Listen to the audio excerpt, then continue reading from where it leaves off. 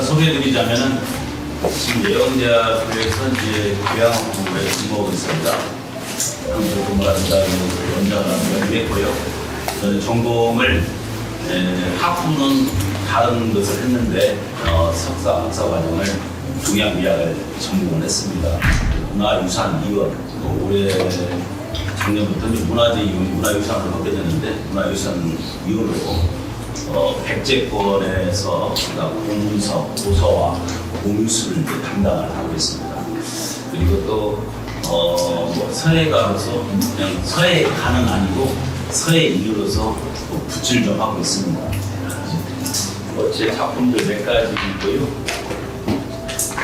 사금자를 우리 선생님한테 한 25년째 사사하고 있습니다. 선생님은 소란 김예인 선생님한테 배우고 있어요. 문이나 자, 오늘은 이제 서예인데 보통 이제 서예를 우리가 이야기할 때 서화공원이란 말을 해요.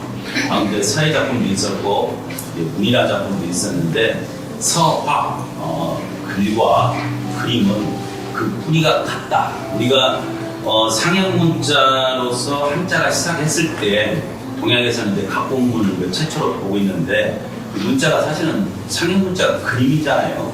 잘 보고 있는 그림을 그대로 그려서 그것을 문자화하면서 세월이 지나면서 지금의 한자가 됐고 또 우리 또 한글도 탄생한 건데 이 서예는 금문에 이제 서자를 이렇게 하자를 해보고 분리를 해보면은 이 손으로 붓을 잡고 있는 모양이에요. 여기에다가 이제 말씀 말자가 밑에 붙어서 서가 된 거거든요. 그러니까 말씀을 손으로 붓을 잡아서 쓴다 이런 의미가 됩니다. 근데 이제 여기에 이제 사람은 기본적으로 미적인 감각을 미적 심리 그다음 미적을 추구하는 마음이 있거든요. 그래서 이것을 아름답게 쓰고 예술로서 승화시키려는 작용이 돼 있는데 이것을 이제 우리나라에서는 서예라고 합니다. 서예. 나라마다 조금씩 달라요.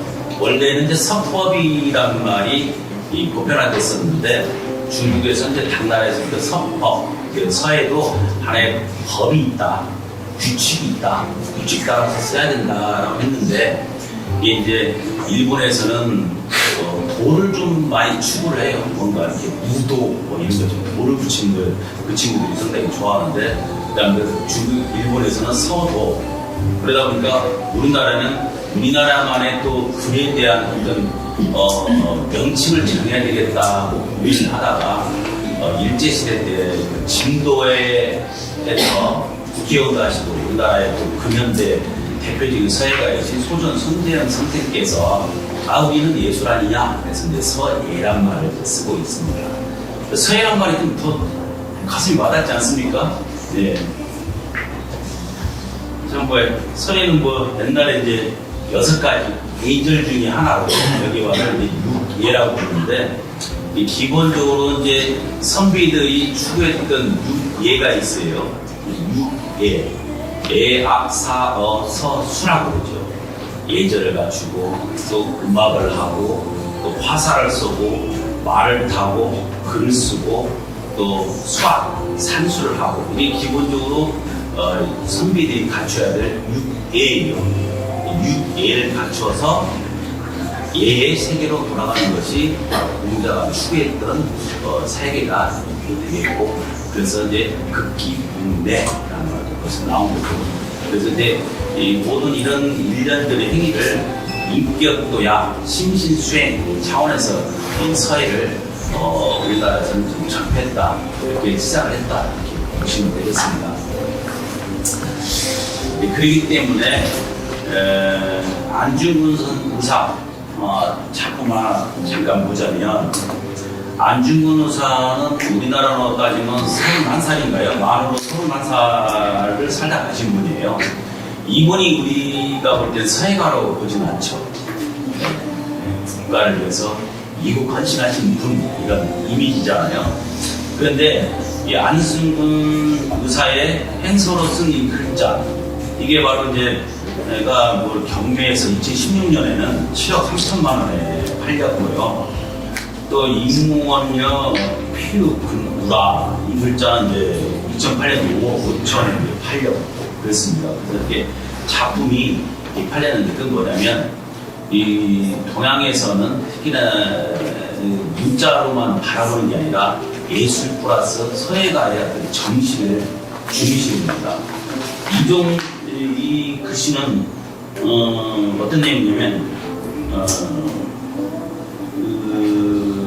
지금 평범한 목수는 아름드리 좋은 목재를 다룰 수 없다라고 하는데 이게 이제 사람 인자가 좀 빠졌어요. 그렇게 아무래도 이제 감옥에 계시다가 좀 깜빡해서 사람 인자를 빠지신 것 같은데 이분의 어떤 정신적인 세계라든지 가치, 국가에 대한 헌신하는 것은 뭐 다른 많은 어떤 국가를 위해서 헌신하신 분 이상의 가치가 있기 때문에 이 작품도 거기에 인정을 받아가지고 보물 569-7호로 지정이 되어 있습니다. 현재 국립중앙박물관에 수정이 되어 있습니다. 우리가 서예를 하려면 기본적으로 문방사라고 하죠. 종이, 붓, 먹, 벼루 옛날 서재나 서방에는 없어서는 안 될 이 네 가지 이제 기구를 의인화해가지고 이제 쓴 말인데, 서예는 펜이라고는 다르게, 펜과는 다르게 또 먹이 있어야 되고, 물이 있어야 되고, 벼루가 있어야 되고, 그래서 좀 약간은 이동할 때는 좀 불편한 점이 없잖아요. 그래서 옛날 선배들은 여기다가 이제 갖고 오다가 이 안에 주머니 갖고 다니면서 필요한 거 있으면 꺼내가지고 이제 찍어서 쓰는 경우가 있었는데, 그러다 보니까 옷이 많이 배렸겠죠. 시커멓게. 그랬죠. 그래서 펜은 상당히 편하긴 한데, 우리의 어떤 그 붓은 들다 보면은 여러 가지 생각을 하고 써야 돼요. 그러다 보니까 종이도 귀하고 붓도 귀하다 보니까 고민과 생각을 해서 쓰고 정리를 하게 됩니다. 그러다 보니까 거기에 작가의 쓰는 분의 사상과 천리, 그다음에 그 어떤 이상 이런 것들이 다 포함이 되어 있죠. 그러다 보니까 이제 서예는 예술의 장르가 맞는 것 같습니다. 그런 면에서 서체를 볼 때 우리가 보면은 여러 가지 얘기가 나와요. 5가지 서체를 크게 나누죠. 전, 예, 해, 행, 초 이렇게 있는데, 지금 제일 먼저 전서가 나오기 전에 이제 고문이 있었고, 고문에서 전서가 나오고, 전서에서 예서가 나오고, 예서에서 이제 해서하고 이제 초서, 장초라고 그러죠. 장초가 나오고, 장초에서 지금 우리가 알고 있는 이제 초서가 나오고, 초서에서 좀 더 반드시 좀 쓰자 해서 이제 행서가 나오고, 이렇게 흘러갑니다. 그러다 보니까 우리가 서예의 그래도 꽃은 행서다. 마지막에 이제 장착된 그 글씨체가 또 아름답거든요. 사람들이 편리하고 유연하고 빨리 쓸 수 있고. 그래서 이제 행서인데, 요새는 행서하고 초서하고 이렇게 결합해서 행초서를 좀 많이 쓰고, 저도 개인적으로는 행초서를 좀 많이 씁니다. 중국 양나라의 원왕이라는 사람이 저희 한나라 시대 때 채원이 초서에 개가했었는데, 이 채원을 찬양하면서 쓴 식구예요. 이게 식구. 그것을 이제 추사가 이제 칠원절구로 쓴 내용 중에 뒷부분인데, 이건 뭐냐면 그림 그리는 것과 이제 서예의 이제 기세에 대해서 이야기를 했어요. 즉 그림을 잘 그리기 위해서는 말리나 되는 먼 거리, 장강은 이제 말리 이상을 가는 그 강물이잖아요. 양자강. 그래서 이 장강 멀린 거리를 가는 강물이라 할지라도 그것을 한 화폭에 담거나 아니면 담은 것처럼 이렇게 그림을 그려야 된다라는 말이에요. 그러니까 그림을 보면은 그 그림 속에서 장강을 그렸다면 장강 일부분을 그렸어도 장강 전체가 느껴지게 그림을 그려야 된다는 거죠. 그래서 이제 전문적인 미학적인 말로 상해지상, 예지미라고 해요. 형상 밖에 형상을 우리가 담아야 되고, 아름다움 바깥의 아름다움을 느끼게 해야 된다. 그런 말이죠. 서세의 고성, 서예의 기세, 서세의 기세는 마치 뭐와 같다. 고성, 외로운 소나무의 한 가지와 같다. 즉 외로운 소나무 한 가지는 뻣뻣하고 강하면 강하거든요. 서해는 사람하고 똑같이 근골, 사람의 몸이 이제 네 가지가 있잖아요. 육신이 근골, 혈육이 있잖아요. 근육과 골, 뼈가 있고 피가 있고 무슨 몸 육신이 있잖아요. 고기 덩어리. 그것처럼 서해에서도 근골, 혈육을 아주 중요시 여깁니다. 그 중에서도 근골을 아주 중요시 여겨요. 그래서 서해의 글씨를 통해서 근력이 느껴지고 권력이 느껴져야지 뭔가 그냥 떡치듯이 그림을 그리듯이 이렇게 하면은 그건 서해가 아니라 저희들이 말하는 그냥 단순한 붓글씨가 되는 거죠. 전주가 조선 후기로 들어서면서 뭔가 상업이 발달하고 또 조선 후기까지만 하더라도 전주가 한간 이남에서는 3대 도시, 5대 도시 정도 됐거든요. 인구가 무려 일제시대 막 시작할 때 무려 인구가 5만 명이나 됐어요. 저희가 상당히 많았죠. 지금 따지면 뭐 얼마 안 되지만 옛날에 5만 명이 많았습니다. 그래서 이 전주가 이제 신분 사회가 이제 사람들이 중위 계급들이 양반을 돈 주고 살면서 신분제가 서서히 붕괴되면서 이 고학이 발달합니다. 족보를 돈 주고 내가 신분을 돈 주고 양반으로 상승이 되면서 필요한 게 뭡니까? 집에다가 세팅을 해놔야 될 거 아니에요. 족보를 엄청난 책을.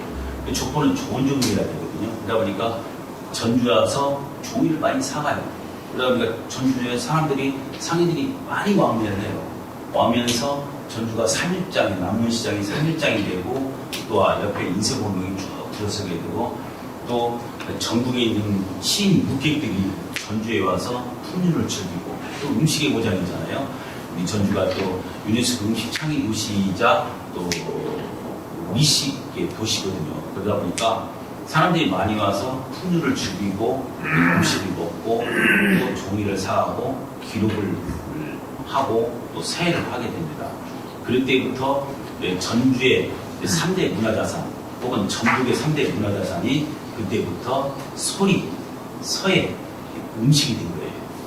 세계 음식이 되면서 전주가 부흥 발전하게 됩니다. 그러면서 이제 또 1920년대부터 한옥마을이 또 일제시대 되면서 형성이 되고 그래서 흥남동이 발전하게 된 계기가 됐는데 참고로 이제 판소리 춘향가 사설의 완산 8경이 서기가 돼서 전주 완주가 통합해야 될 이유도 바로 여기에 있습니다. 사실은 8경까지인데 보통 이제 분포기범하고 남천 표모까지 합쳐가지고 완산 10경 이렇게 이야기를 하죠. 전주 서화 예술의 역사를 한번 살펴보겠습니다. 기록을 한번 찾아보니까요.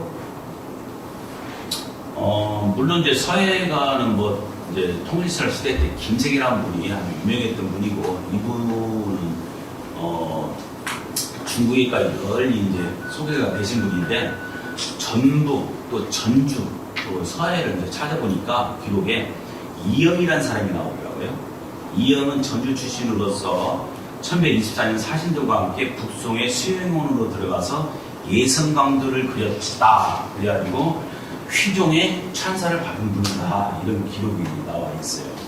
그리고 또 오세창이 쓴 근역서화정에 보면은 조선 초기 정읍에서 활동한 영득 도둑종이라는 사람 14세기, 15세기 활동했던 그러니까 이제 조선시대가 막 개국하기 시작했던 그 시대에 활동했던 고독정이라는 사람을 이제 전북서에 이제 그 시점으로 이제 거론을 하고 있습니다.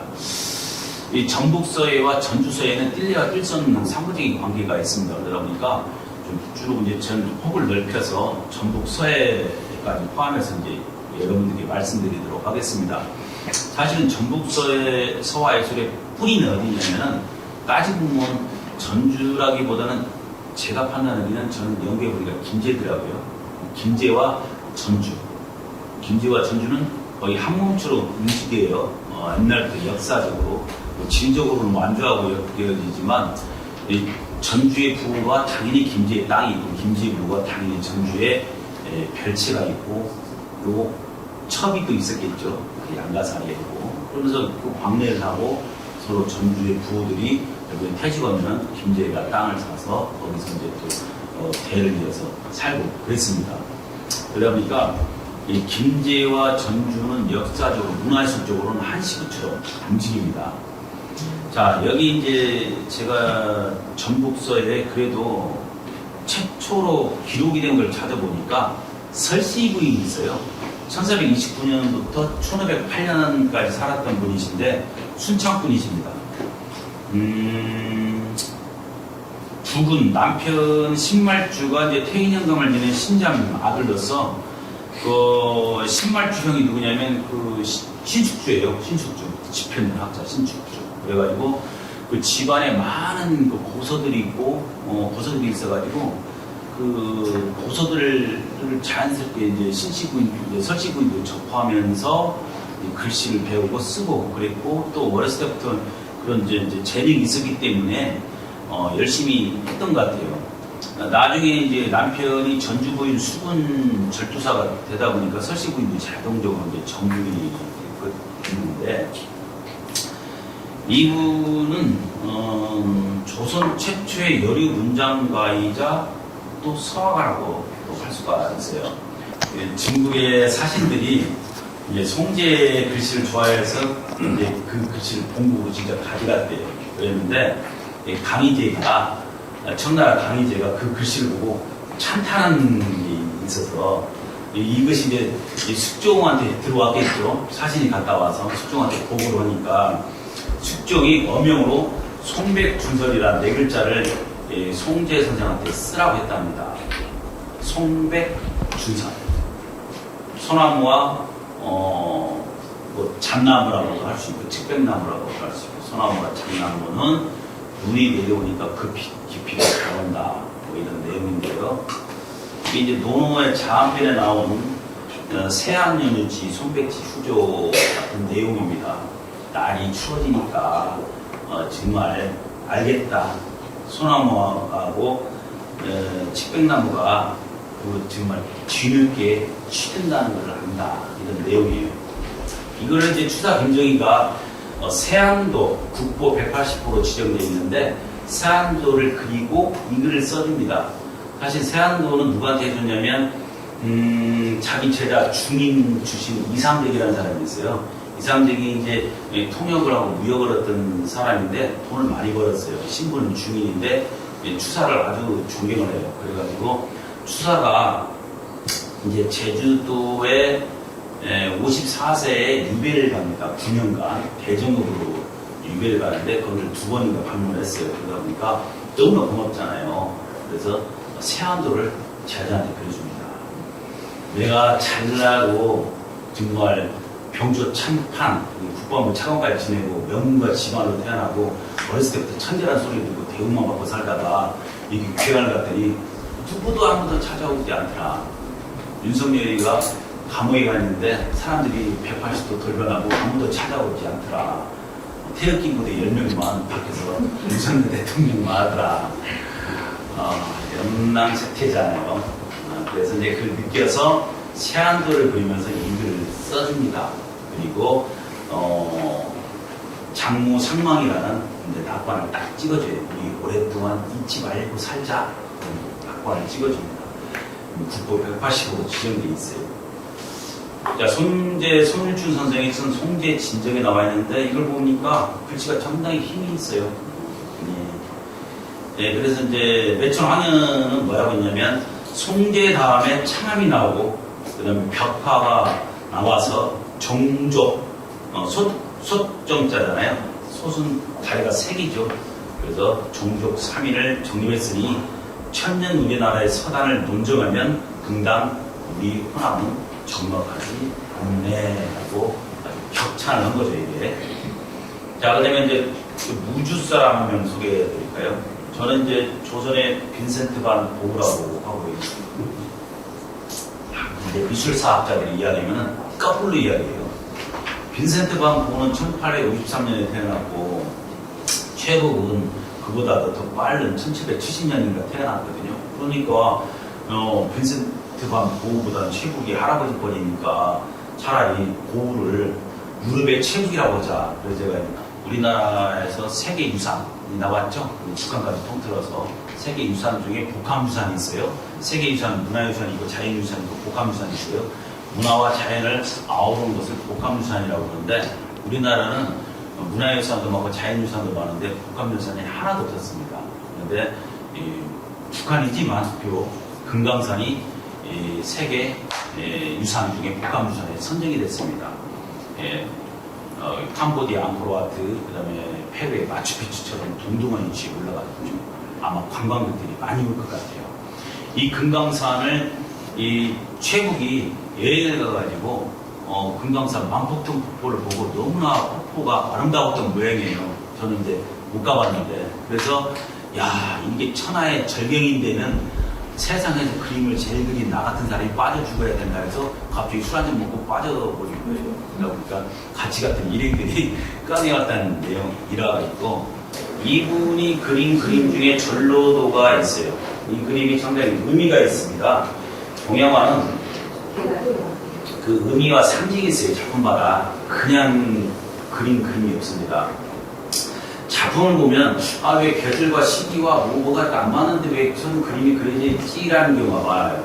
사실 서양화는 사실주의 기법으로 그립니다. 원근법과 명암법을 해서 맞춰서 그리는데 동양화는 원근, 명암 그런 거 다 무시합니다.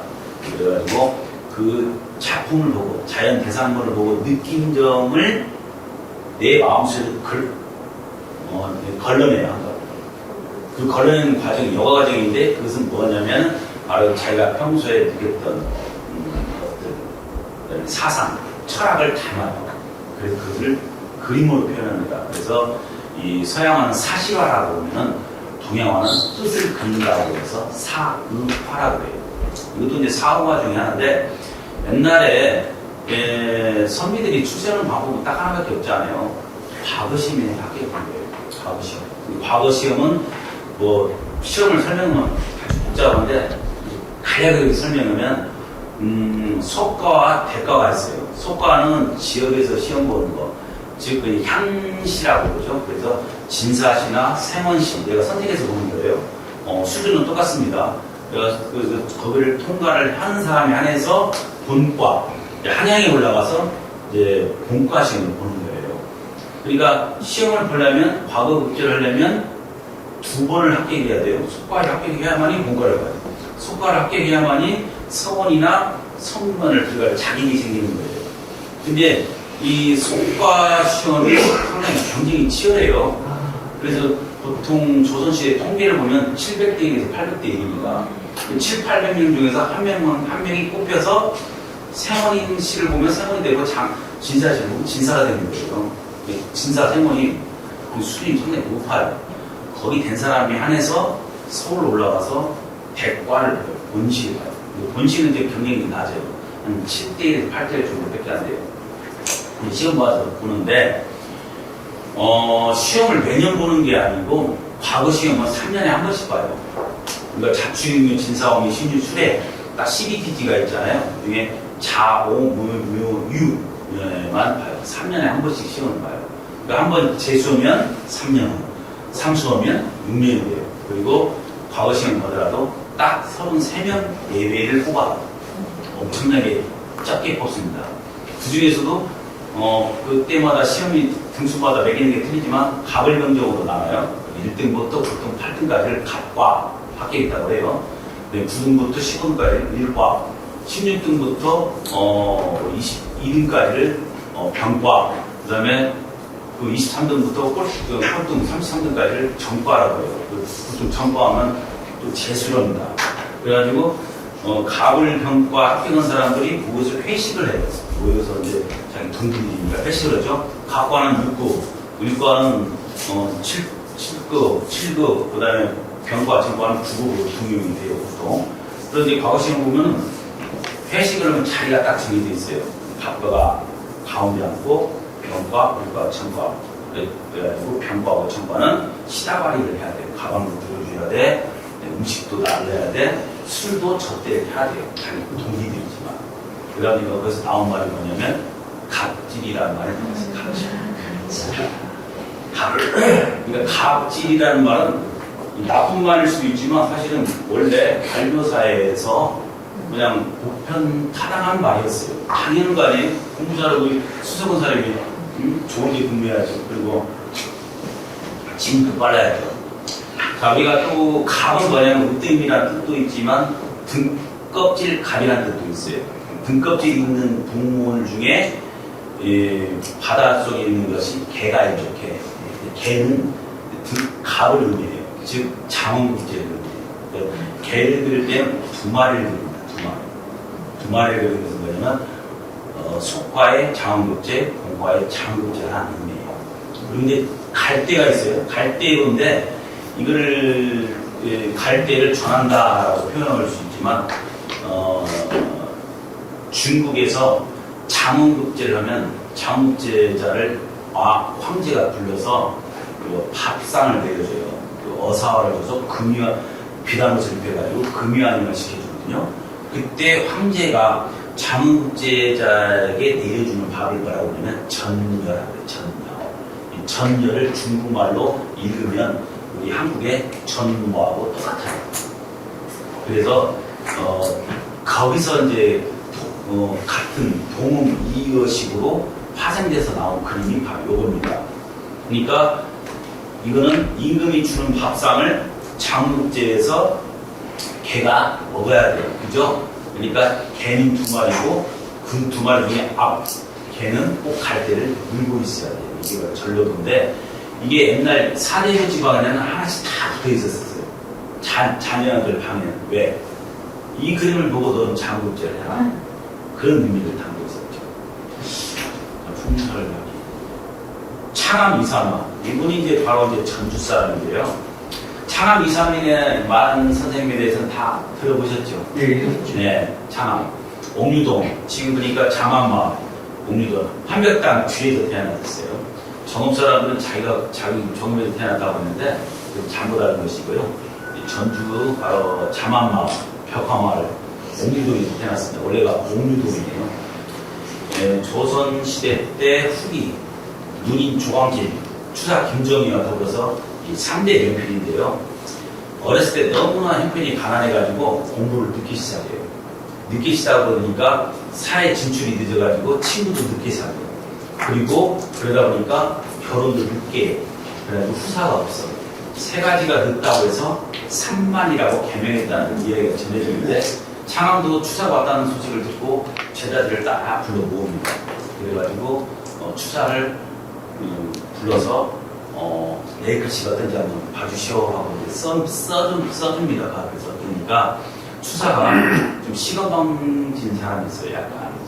약간이 아니라 대단히 시건방진이었죠. 그러다 보니까 아니 시골 양반이 밥이나 먹을 만큼 쓰네 하고 비꼽니다. 그러니까 창암이 얼마나 화가 나죠. 창암은 참는데 제자들이 막 욕보고 난리가 났죠. 이 새끼 뭐 새끼 약간 했는데 그냥 그걸 파토가 나요. 그리고 이제 추사가 제주도 유배에 가서 9년 동안 있으면서 이제 그 꺾이고 낮춰지고 비워지고 오면서 추사체도 완성하고 겸허해져요, 사람이. 그래서 다시 이제 9년 만에 올라오는데 전주를 다시 이제 지나가죠. 지나가면서 창암 선생님을 만나서 인사하고 가야지 했는데 바로 전해에 창암 선생님이 돌아가셔서 이렇게 비명을 써줍니다. 연필 창암 20 3만 지묘라는 요표를 써주고 예도를 했습니다. 그래서 창암 이삼만 선생이 사실은 그 자리에서 뭐라고 했었냐면은 나중에 이제 쓴 글인데 추사한테 이런 글을 써줘요. 상당히 절박하게 어린아이는 쓰듯이 썼지만 이게 자연 있는 그대로의 그 글씨체거든요. 즉 소도의 이 한이 이원, 소도라는 것은 한나라와 위진 남북 쪽을 바탕으로 해야 할지니 만약에 전사 진가, 만약에 진나라 시대의 작가만을 섬기다가는 혹여 연미함의 유치연이라 연미함에 빠져들까 두렵다 이런 말을 씁니다. 그래서 궁궐이 중요하다는 의미를 전합니다. 그리고 이제 추사 작품, 아니, 이제 창암 작품 중에 대표적인 작품들이 많은데, 그 중에 하나를 이제 정운이라는 작품을 초서로 쓴 건데, 이게 도연명 작품이에요. 이 작품은 상당히 근골 혈육도 풍부하고 상당히 역동성이 느껴집니다. 그래서 또 꼭 물 흐르듯이 자연스럽게 이어지는 그 유연하고 직선적인 피력이 아주 뛰어난데, 그래서 창암 이삼만의 작품을 행운, 구름이 흘러가고 유수, 물이 흘러간다 해서 행운 유수체라고 합니다. 행운 유수체의 대표적인 걸작이 바로 창암서 전시 되겠습니다. 그 다음에 소치허련이 우리가 진도에서만 주로 생활하고 전국을 주유했다고 하지만 54세인 1860년에 전주에 잠깐 와서 생활하다 갑니다. 그러다 아들이 죽자 다시 떠나고 전국에 주유천하였는데, 목련을 잘 그려 목단을 잘 그려서 이제 허목단이라고 하고요. 또 원나라 시대 때 예찬을 좋아해가지고 예찬의 그림을 모사했던 작품 중에 이게 또 대표적인 작품 평원산수와 소련 무정이 있습니다. 그리고 추사의 수제자였고, 추사를 제주도에 있어서 3번이나 찾아가요. 옛날에 한 번 찾아가기도 힘든데 3번 찾아가려면 목숨을 걸고 가야 돼요, 제주도를. 그런데 3번까지 찾아갈 정도로 의리 있는 사람이었는데, 그럴 수밖에 없는 게 오늘날의 호남 우리나라의 종조라고 일컬어질 만큼 소치허련이 대단한 것은 바로 추사가 적극적으로 후원하고 밀어줬기 때문에 가능한 일이었기 때문에 그럴 겁니다. 전북서의 중조이자 또 시작의 대가 석정 이정지 선생이 있어요. 제가 석정 이정지 선생에 대해서 논문을 좀 한 10편 정도 발표했는데, 사실 이분은 시로서도 대단하고, 시문으로도 대단하고, 시락으로도 대단하고, 서예로서도 대단하신 분이에요. 이 석정 이정지 선생의 수제자가 유재 유기면이에요. 강릉들 같은 동네에 김제 백사면 요교다리, 요교마을에 있었던 유재순기면이고, 유재순기면이 석정 이정지 선생을 깍듯이 모셔요. 그리고 유재순기면의 아들이 누구냐면 바로 강암 송성룡이고, 강암 송성룡이 54세에 전주 지금 강암 서해관으로 이사가서 전주에서 이제 거주를 했을 때도 석정 선생의 작품들을 많이 가져옵니다. 우리가 1997년도에 우주 동계 유니버시아드 대회를 기점으로 해서 전주에 우주에 세계인들이 많이 오는데 뭔가 전주가 세계에 보여주고 선양해야 될 게 뭐가 없을까, 문화가 없을까 하다가 세계에서의 전국 비엔날레를 시작합니다. 그래가지고 지금까지 30년까지 흘러내려오고, 또 내년 혹은 내후년에는 이제 소리문화전당 뒤에다가 세계에서의 비엔날레관을 280억 투자해서 완공을 해요. 그래서 전주가 정말 명실공히 세계의 서예 분양이 됩니다. 그리고 작년에는 한글 서예가 또 국가무형문화재로 지정이 되고, 앞으로 향후 몇 년 후에는 유네스코 인류 무형문화재로 등재를 하려고 해요. 그래서 한글의 우수성뿐만 아니라 전주 서해의 우수성을 널리 알리려고 합니다. 우리가 그래도 다른 것은 음식도 강주 전남으로 막 누리고 막 그랬는데, 그래도 세계 속에서 우리가 정말 자랑할 수 있는 것 중에 하나는 아마 전주하면은 서해하고 소리도 그렇고 서해하고 한복, 한지가 아닌가 그런 생각이 듭니다. 아무튼 서해 앞으로도 관심을 가져주시고 전통문화를 많이 사랑해 주시기 바라겠습니다. 너무 빨리 해서 그랬는데 다음에 또 기회가 있으면 뵙도록 하겠습니다. 감사합니다.